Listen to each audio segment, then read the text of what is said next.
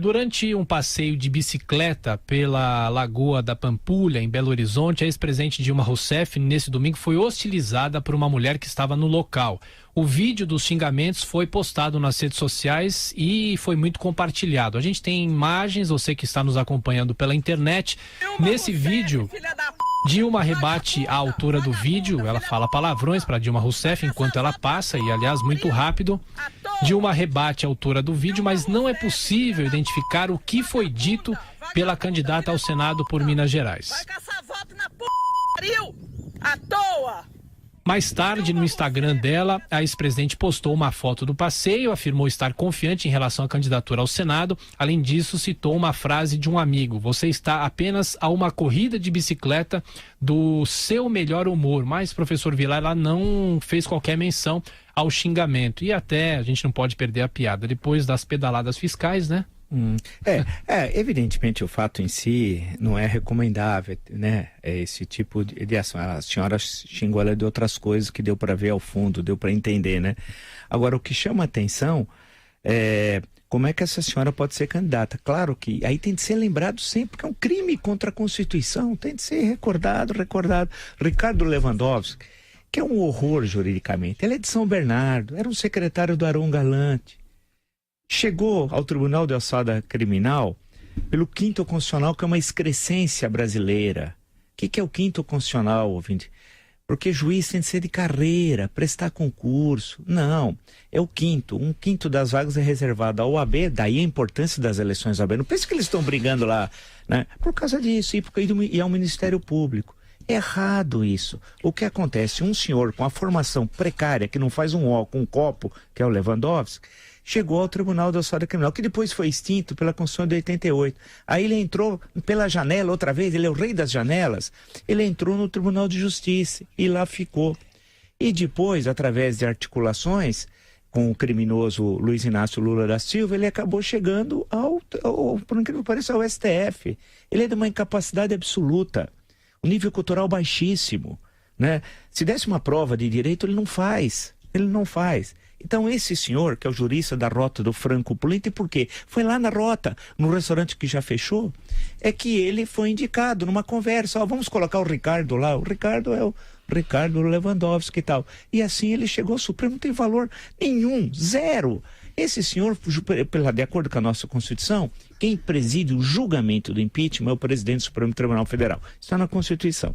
E a Constituição é muito clara que num processo de impeachment, você não só é impedido por exercício da função que você está fazendo, como você é impedido também por exercício de função pública por 8 anos. Não é nem por até 8 anos, é por 8 anos. É inabilitado por exercício de função pública por 8 anos. Está entre vírgulas. Não existe o E. Você é impedido e não. Está entre vírgulas e tal. O que aconteceu em 1992, em dezembro, com o então presidente Fernando Collor? Ele renunciou naquela sessão. A sessão começou no dia 29, foi até o dia 30. Ele renunciou. Juridicamente, você tem de interromper o processo, porque se você renuncia, você não tem mais um motivo inicial do processo em si de impeachment. Mesmo assim, o Senado entendeu, erroneamente, em termos jurídicos, de continuar a sessão mesmo após o impedimento. E a posse do Itamar Franco, imediata, né, pouco depois, como presidente de fato, né, e o impediu por exercício de função pública por 8 anos. E assim foi feito, né. Anos depois, no processo da Dilma, aí houve essa outra ilegalidade, diferente agora, né, ou seja, ela foi impedida, mas manteve os direitos políticos. Vocês se recordam que isso foi proposto, o presidente de julgamento não colocou nenhum obstáculo constitucional, os senadores aprovaram, né, e alteraram a Constituição, só que os senadores não tinham mandato constituinte, eles não podiam alterar um dispositivo constitucional, né, e assim o fizeram. Então ela teve o impedimento, mas manteve os direitos políticos. Isso é um verdadeiro absurdo. Vera. E na eleição de Minas, tem uma circunstância engraçada em função disso, do fato dela poder ser candidata apesar de ter sofrido impeachment. Ela lidera as pesquisas, graças ao recall, são 2 as vagas em disputa.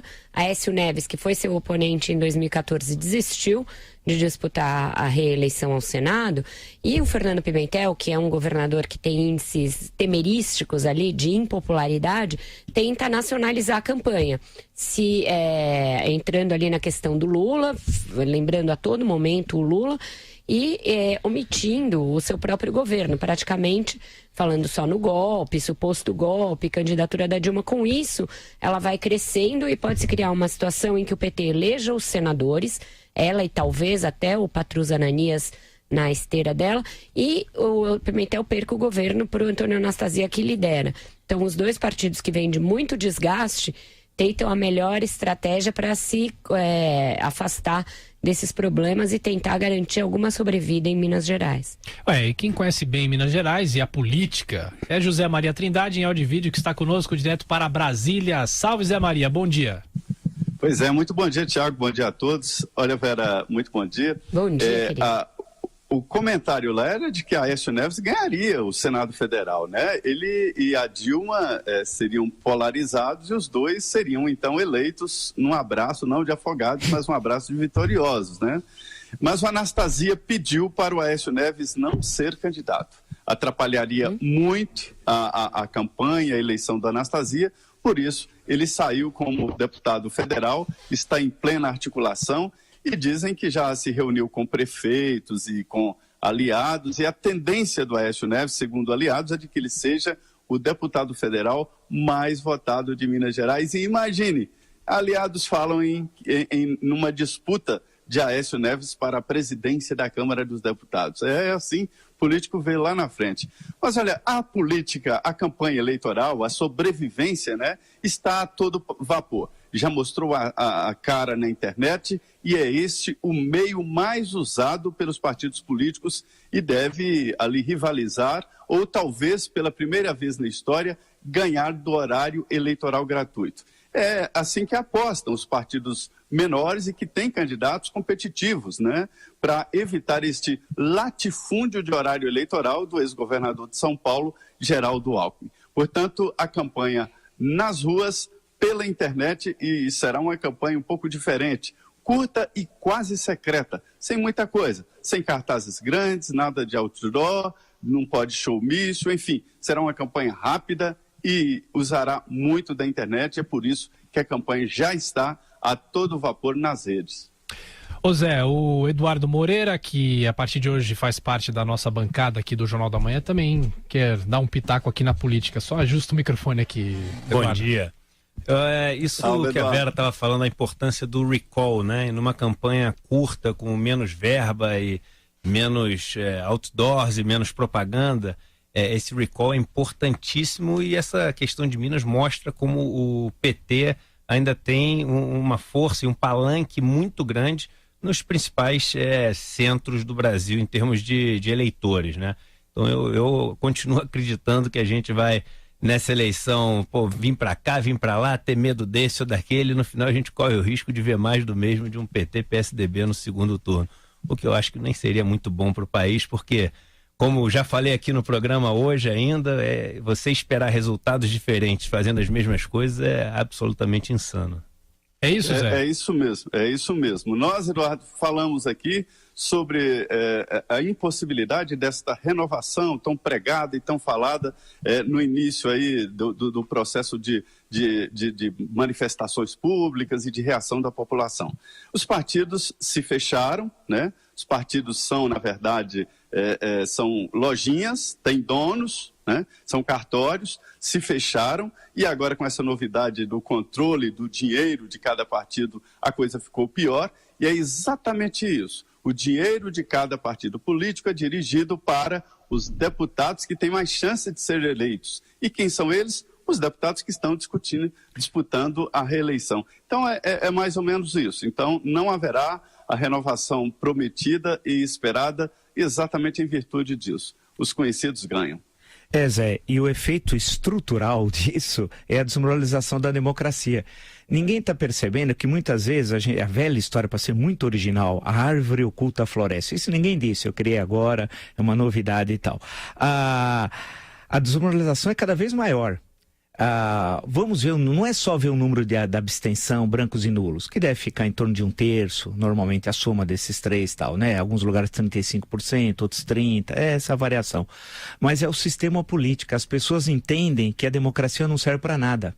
Quando as pessoas começam a entender dessa forma errônea, é evidente, mas que a democracia não serve para nada, quando a gente vê um caso de impeachment, como o caso de Dilma Rousseff, e ela volta ao Senado consagrada por milhões de votos, alguma coisa de errado com essa estrutura.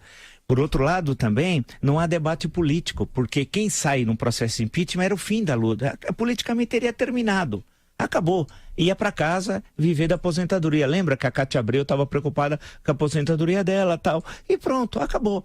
Como é que é possível, é só num país degenerado politicamente, é que é possível uma presidente empechada da presidência voltar ao Senado, voltar consagrada a Brasília, ao Senado Federal. Isso é um absurdo. Então há um problema na estrutura. Aí que é a questão central.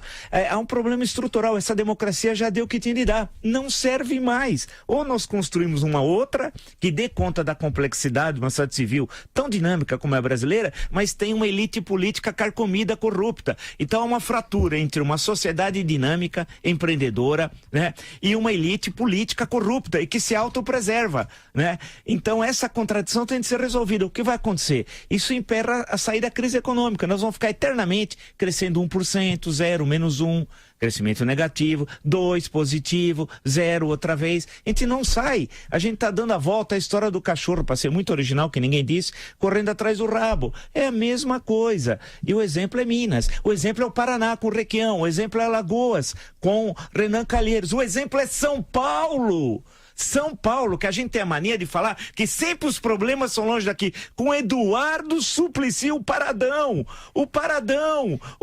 vai voltar ao Senado. Ele ficou 24 anos, não aprovou uma lei. Ele vai voltar. E aí vai fazer o quê? Né? É isso. Professor, lá em Alagoas tem uma grande novidade, né? O Fernando Collor de Mello é candidato. É candidato e tirou o Renanzinho, o filho do Renan, de não ter candidato adversário. Agora, pelo menos, ele tem um adversário, né? Então, o povo de Alagoas pode escolher entre Renanzinho e o Collor, mas o Renanzão vai conseguir a reeleição. Agora, esse divórcio que você citou me preocupa.